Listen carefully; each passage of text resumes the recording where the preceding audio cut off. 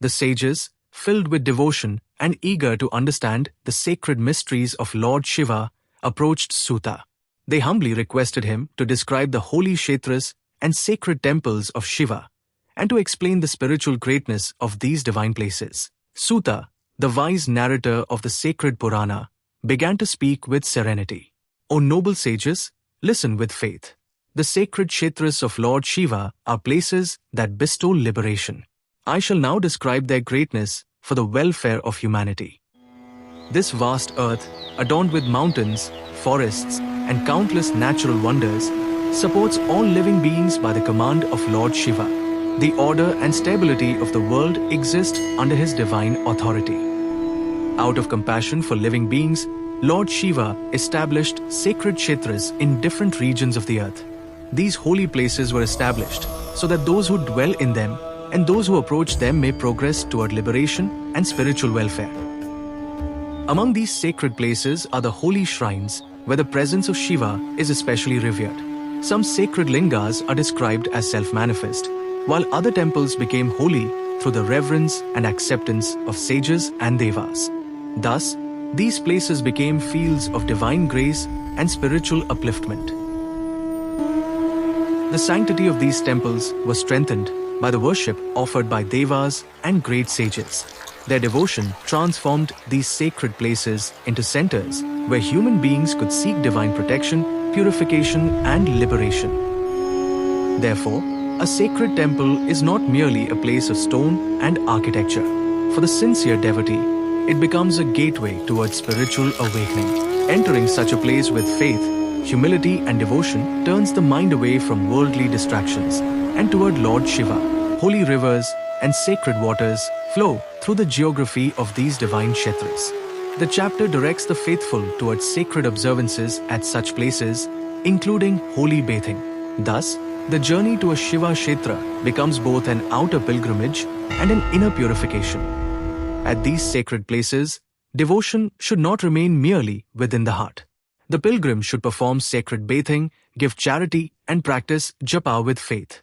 Through such disciplined observances, the mind becomes purified and devotion becomes steady. In the sacred temple, the devotee approaches Lord Shiva with reverence. Flowers, bilva leaves, lamps, and incense are offered, while sacred remembrance and prayer fill the atmosphere. Such worship reminds the devotee that the true purpose of pilgrimage is to turn the heart toward the divine. When a devotee approaches a sacred place with sincerity, pilgrimage becomes more than a physical journey. The mind turns toward righteousness, devotion deepens, and the heart gradually becomes detached from worldly distractions. The sacred kshetra becomes an opportunity to move closer to liberation. Across Bharat, sacred regions are associated with holy rivers, mountains, and Shiva kshetras. The sacred geography described in this teaching forms a network of places where devotion and spiritual discipline may be practiced. From the great river systems to renowned sacred fields, these places guide the seeker toward the highest spiritual goal. Teaches the sages that these sacred places have not arisen without purpose.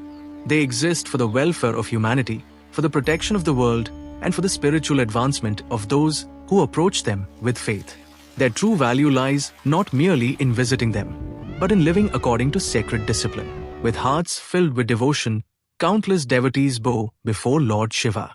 Whether in a great temple, beside a sacred river, or within a holy kshetra, sincere remembrance of Shiva becomes the foundation of spiritual progress. The sacred place inspires humility, faith, and surrender. Thus, the holy abodes of Lord Shiva shine across sacred Bharat as places of devotion and spiritual aspiration. Mountains, forests, rivers, and temples become witnesses to the journey of countless seekers. And beyond every sacred place shines the eternal presence of Mahadev. Having heard of the greatness of Shiva's sacred kshetras, devotees set out on pilgrimage with faith in their hearts. Men, women, families, and sages travel toward the holy temples, carrying their offerings and remembering the name of Lord Shiva. For the sincere pilgrim, every step becomes an act of devotion. The path of pilgrimage is not always easy. The pilgrim may cross rivers, climb mountains, and endure fatigue, heat, cold, and hardship. Yet the devotee accepts these difficulties with patience, remembering the sacred purpose of the journey. At last, the pilgrim reaches the holy temple. The sound of bells fills the air, and the sight of the sacred shrine awakens deep reverence within the heart. The pilgrim bows before Lord Shiva, leaving behind the burdens of the journey. Before worship, the devotee performs the sacred bath in the holy waters. The outer body is cleansed, while the mind turns toward purity and devotion. With prayers upon the lips and faith within the heart, the pilgrim prepares to enter the sacred shrine. The devotee enters the sacred temple and offers worship with reverence. Flowers, bilva leaves, lamps and incense are presented before Lord Shiva, while the Rudraksh reminds the devotee of sacred remembrance.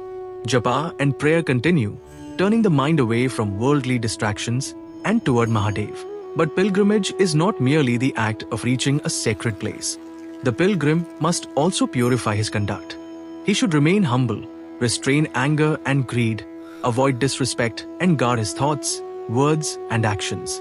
Sutta gives a serious warning to those who approach sacred places without reverence. A sacred chetra is a field of spiritual power. Therefore, wrongdoing committed there should never be taken lightly. The pilgrim must avoid sinful conduct and preserve purity of thought, speech, and action. When pilgrimage is undertaken with sincerity, faith, and proper conduct, the heart receives its true blessing. Worldly anxieties begin to lose their hold, devotion becomes stronger, and the mind turns toward the divine. The greatest blessing is not material gain, but progress on the path toward liberation. A sincere devotee sits before the Shiva Linga and turns completely inward. Through remembrance, japa, and devotion, the restless mind becomes still. As the heart becomes purified, the devotee moves closer to the supreme spiritual state. Though the eyes may not perceive him, Lord Shiva is ever present in the sacred kshetra. He watches over the devotee with compassion and receives sincere worship offered with a pure heart. In every sacred shrine, the seeker is reminded that Mahadev is never far from those who remember him. Across Bharat, sacred temples and holy rivers continue to inspire generations of devotees. Pilgrims come and go, yet the sacred tradition continues. The temples remain places where faith is preserved, devotion is practiced, and seekers turn their hearts toward Shiva. From every holy shrine, the light of devotion appears to rise toward the heavens. Sacred rivers flow, lamps burn, and the name of Shiva continues to resound. Through these holy places, the grace of Mahadev is remembered by generation after generation. Sutta concludes his teaching by reminding the sages of the true purpose of pilgrimage. A pilgrimage performed with faith, purity, charity, japa, and righteous conduct purifies the heart. When the heart turns sincerely toward Lord Shiva, the pilgrim moves closer to liberation. As night falls, countless devotees gather before the sacred shrine. Lamps illuminate the darkness, and thousands of voices rise together in remembrance of Mahadev. Om Namah Shivaya. Across sacred Bharat, countless Shiva temples shine like stars.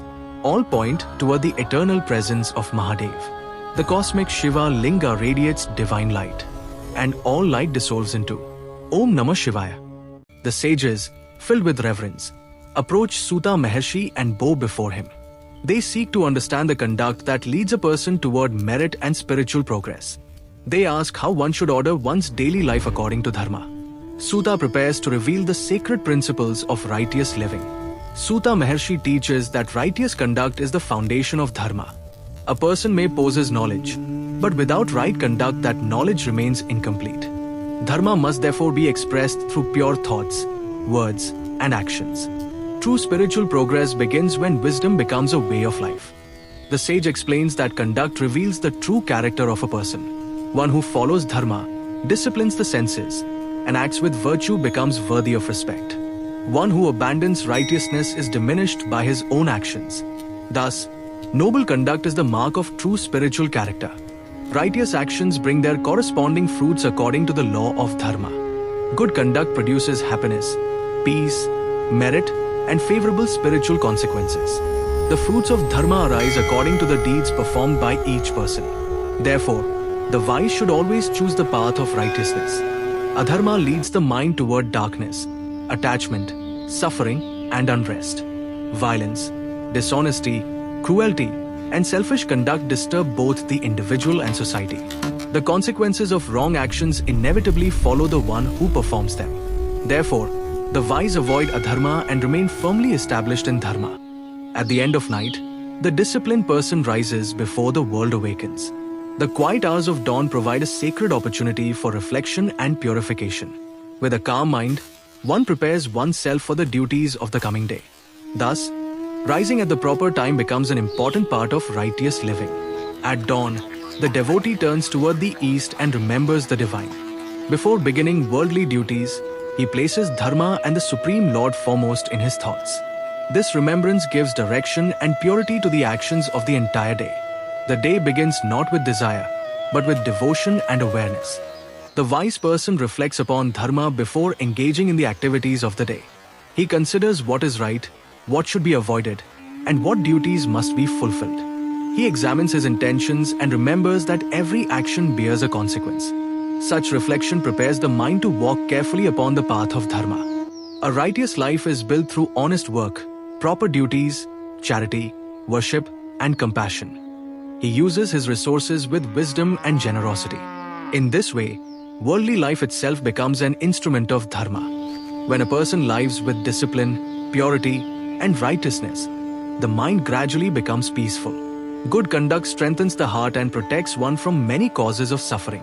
Purity gives rise to knowledge, and knowledge opens the way toward higher realization. Thus, the disciplined life becomes a sacred journey toward the grace of Lord Shiva.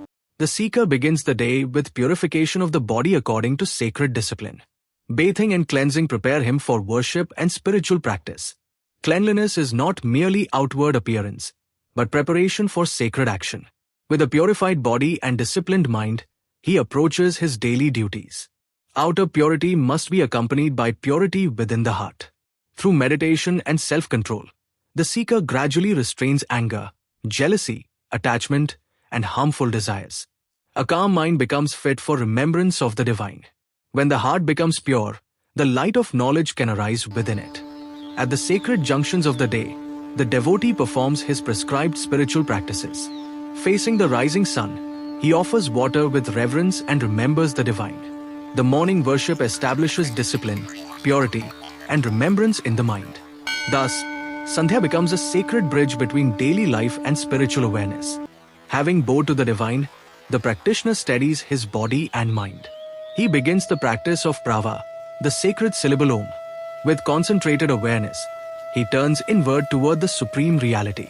The repetition of Om becomes a means of stilling the mind and deepening spiritual contemplation.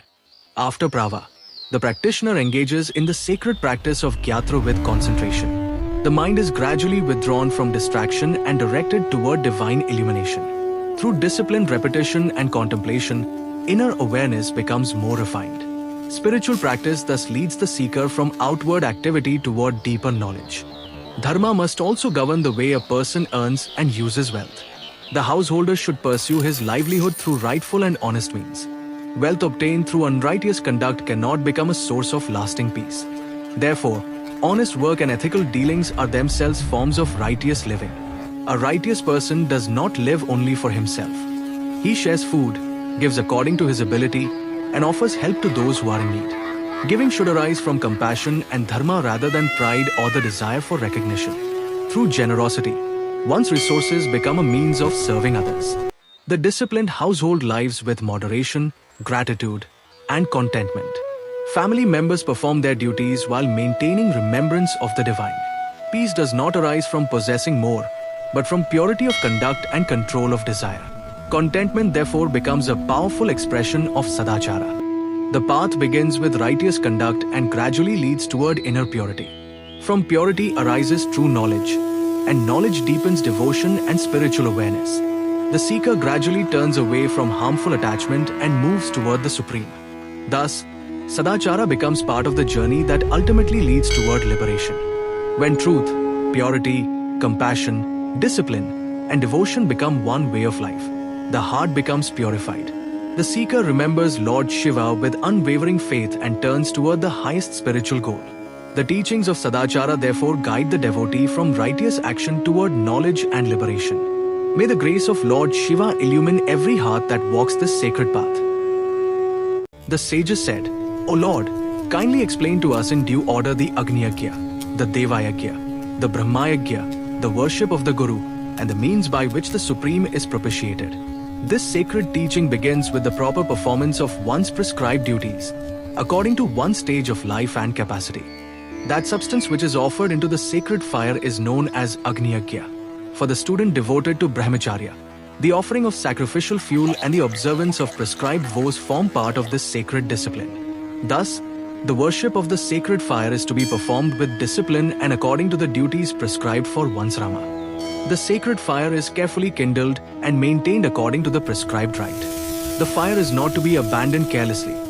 It is to be protected with reverence and attention. Through this sacred observance, the devotee fulfills the duty enjoined by the scriptures. The evening oblation offered into the sacred fire is said to bestow prosperity, while the morning offering to the sun is regarded as conducive to longevity.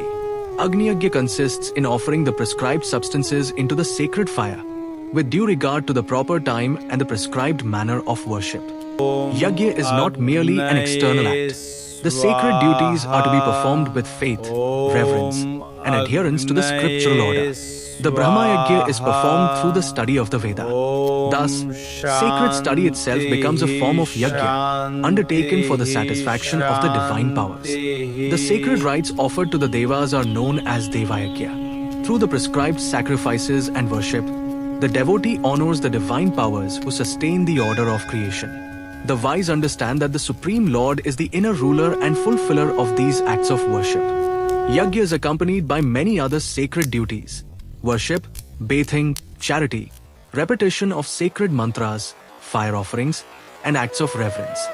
These duties are to be performed according to one's capacity.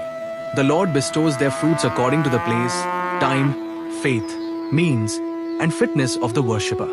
Therefore, sacred worship should never be performed merely for outward display. A person should perform his prescribed dharma with faith and according to his ability. The poor may worship through austerity, while the prosperous may worship through their wealth.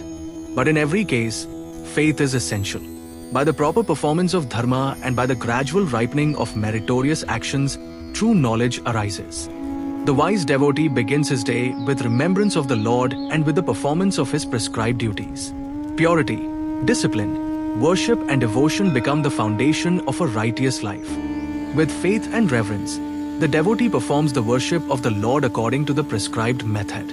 Whether through worship, japa, homa or other sacred observances, devotion expressed through proper action becomes a means of spiritual purification. The path of dharma requires discipline in every action. A devotee should therefore conduct himself according to righteousness and should not abandon his duties for the sake of selfish gain.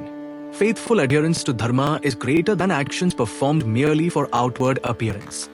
Charity and acts performed for the welfare of others form part of the righteous life. One should give according to one's means and should perform sacred duties according to one's capacity. The Lord accepts the sincere effort of the devotee, whether his means are great or small. The performance of dharma requires restraint and discipline. One should regulate one's actions and live according to the duties appropriate to one's condition. For the renunciant and forest dweller, even the taking of pure, measured food at the proper time is described as an offering. Japa is among the sacred observances through which the devotee worships the Lord. With faith and concentration, the devotee should repeat the sacred name and remain steadfast in his devotion. Thus, remembrance of Lord Shiva becomes woven into the daily conduct of the worshipper. The Lord bestows the fruits of worship according to the devotee's faith, means, circumstances, place and time. Through righteous conduct and the gradual ripening of meritorious deeds, the devotee progresses toward true knowledge. Thus, sacred action becomes not merely a means of worldly welfare, but also preparation for spiritual realization. Therefore, O seeker, perform your sacred duties with faith, according to your capacity and according to the injunctions of dharma. Let worship, charity, japa, study, self-discipline and righteous conduct become part of your life. For when meritorious actions ripen in their proper time, true knowledge arises. And through knowledge, devotion and righteous conduct, the soul advances upon the path of liberation.